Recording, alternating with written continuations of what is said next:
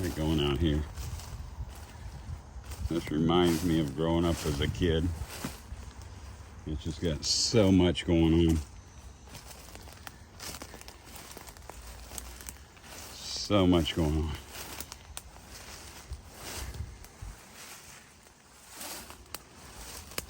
I'm always looking for snakes while I'm walking too. It's funny, a moccasin,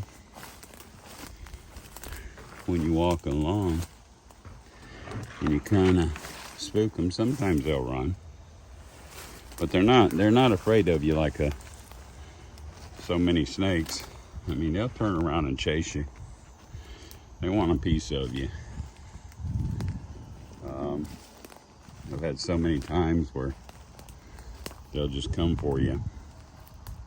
And it's funny, one day I was putting a well down on a piece of property I had. And my kids were little. I mean, my youngest son, I had 3 at the house. My youngest son was still just getting out of diapers. And they wanted to play in the water. My daddy worked on trying to put a well down. And there was this low spot where a little culvert was. And it was as slippery as mud. We used to call it gumbo. And so they were playing in that mud and they were sliding. Well, next thing I know, they were having so much fun, they were sliding from one end of it to the other. You know, it's like 16 feet long. I was watching them and I was getting a kick out of it, man. They're just covered with mud. And me being a dad instead of a mom, I'd let them do it, you know. So that's what I did. So if they want to do it, go for it, guys. I'll wash you up. So I was working on the well. And I decided to go over there and stand and watch them. And they're just, I mean, they're having more fun than they have ever had in their whole life. And I'm standing there looking at the mud and watching them. I kind of looked to the edge of the pond, the mud hole where they were. And I see a pattern in the mud. And I'm going, what in the world's this pattern? And I looked at it closer and closer. And all of a sudden I realized it was a moccasin. And this thing had curled up. And he was just laying there. And he had his head laid in his coil. And he had his eyes wide open. And he's watching my kids. And I'm thinking, oh my gosh. So I yelled at the kids and I said, stay at the other end. Stay, watch me. Stay down there, watch Daddy. And I'm trying not to get them from coming down this end because I know it's fixing to be trouble.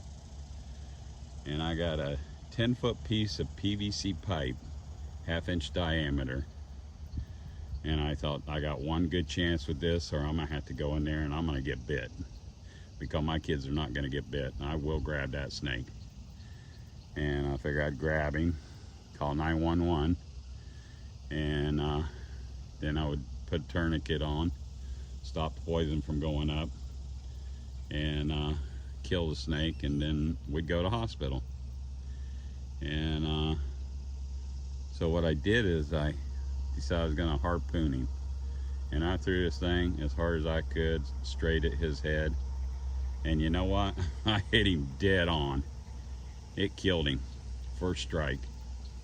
And moccasins are normally really fat. They'll be like 1.5 inches, 2 inches diameter, and they'll be a couple feet or something long. They're just really fat snake.